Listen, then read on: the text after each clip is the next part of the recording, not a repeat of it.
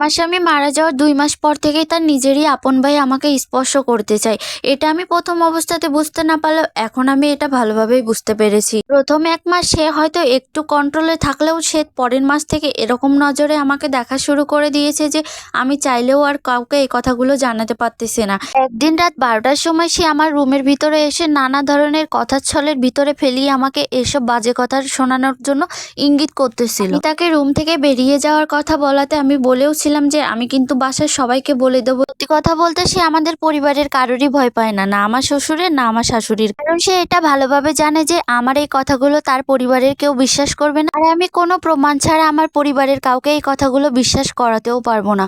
আর এই মাত্র আমার স্বামী ২ মাস হয়েছে মারা গেছে, এখন এইসব কথাগুলো বলে পরিবারের সবাই আমাকে নিজে থেকেই খারাপ ভাববে। আবার আমার শ্বশুরবাড়ির মানুষগুলো আমার ঘাড়েই দোষটা বেশি চাপাবে। ইদানিং আমি অনেকবার খেয়ালও করেছি যে আমার শ্বশুরবাড়ির সব মানুষগুলো আমার দিকে যেন কেমন কেমন একটা নজরে তাকায়।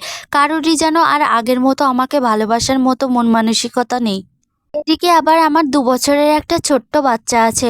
আমার স্বামী এই ২ মাস আগে রোড অ্যাক্সিডেন্টের মাধ্যমে মারা গেল। বর্তমানে আমার মানসিক অবস্থা কেমন চলতেছে সেটা কেবলমাত্র আমি ছাড়া আর আমার ঈশ্বর ছাড়া কেউই জানে না।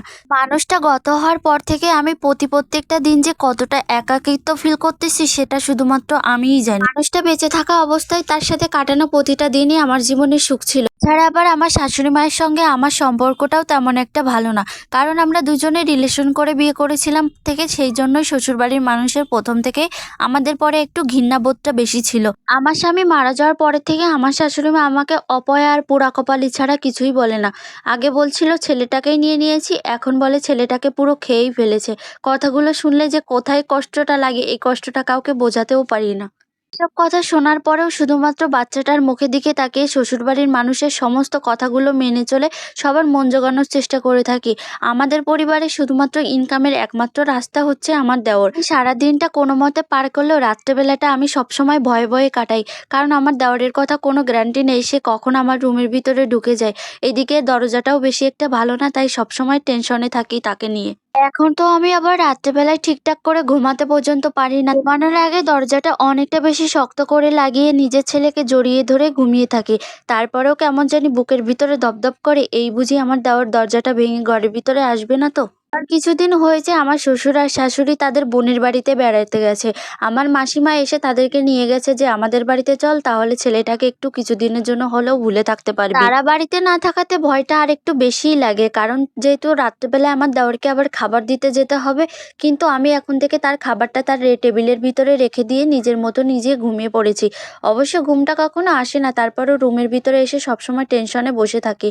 আর তারা বাড়িতে থাকলে একটু হলেও মনের ভিতরে সাহস পেতাম, কিন্তু তারা যেহেতু বাড়িতে নাই তাই অনেকটা বেশি ভয় লাগে। একদিন সকালবেলায় ঘুম থেকে উঠে রান্নাঘরে সবার জন্য রান্না করতে গেছি, তখন আমি ভেবেছি হয়তো রাত্রেবেলা আমাকে ভয় দেখালো, দিনের বেলা অন্তত আমাকে কিছু বলবে না, কারণ সেই মানুষটা দিনের বেলা পর্যন্ত আমাকে ছাড়তেছে না। আমি এখনো পর্যন্ত বুঝতে পারতেছি না কিভাবে এই ছেলেটাকে কন্ট্রোল করব। আমি রান্নাঘরের ভিতরে সবজি কাটতেছি, পিছন দিক দিয়ে এসে সে আমার হাত ধরে বসেছে। আমি তাকে অনেকবার হাতটা ছাড়ানোর জন্য বললাম, সে নিজে থেকেই আমার হাতটা ছাড়তেছে না। আমি কখনো আমার এই জীবনটা আশা করিনি, কিন্তু স্বামীটা মারা যাওয়ার পরের থেকে আমার জীবনটা অনেকটা বেশি পাল্টে গেছে। সত্যি কথা বলতে অনেক কষ্টে